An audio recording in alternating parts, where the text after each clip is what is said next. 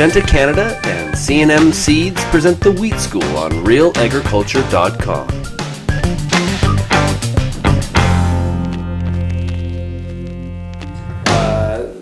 There's still a little bit of trepidation, I guess, in the marketplace. Are people farmers still trying to steer their way through it? What were you seeing from farmers' reaction right now to a new marketing environment that's coming August 1st? Oh, really mixed reaction. You know, there's a lot of guys have been really aggressive. We've heard a few funny stories about, I was so excited on day one. I phoned in to price the first 200 tons and I sold 1,000 just because I could. And so there's a lot of excitement. There's also a lot of people that are just still got their heels dug in. I am not playing this game. It is too risky. It is not right what the government's doing, and just kind of no way. So I've certainly heard both extremes. And it's a real learning process for everybody in the supply chain. So what are some of those things that farmers should be doing to make sure they minimize maybe the mistakes in the new open environment? Well, I mean, like every crop that we've been marketing for years, there's a range of available prices on any given day. So if the first very simple thing that you could do in order to avoid making a mistake is to make sure that you phone all of the buyers before you commit to selling to one particular buyer, because there's, essentially it's been a $7 animal since day one of open market trading. There's been, maybe 50 cents a bushel higher or lower, that depending on the grade and depending on the location.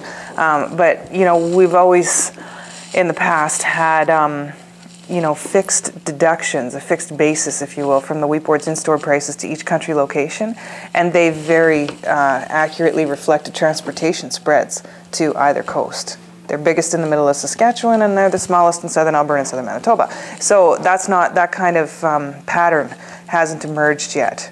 The closer you are to the port does not necessarily mean the higher the price that's available for wheat. Similar with grade spreads. Companies are bidding anywhere from a 213 to a 113.5 when it comes to CWRS, but in the same community you might find the same price for both the higher quality and the lower quality. So there's just not a consistent pattern in cash bids that we're seeing yet related to the typical factors that influence cash bids, but it's very early stages. The market's not broken, it's just transitioning. So who do you think has more trepidation in this new market right now? The farmers, or is it the grain companies that are maybe not sure how to deal with this open market with such a large crop? I think there's no question that in terms of how much work do I have to do to adapt, the farmer's the last on the list. Okay, well, we got to sell wheat against a basis. We know how to sell canola against a basis, and yes, wheat's a lot more complicated in terms of quality specs, and we don't have ice off the ground yet, but managing cash flow, making grain sales to account for cash flow needs. We've never been able to do that with wheat before. Now we can. It's not like we don't know how to. It's basically it just gets easier.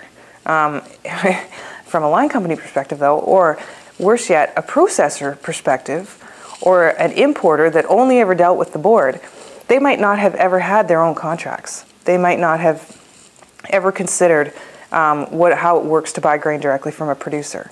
That's before you consider logistics, developing their own end-user relationships. The list is very long.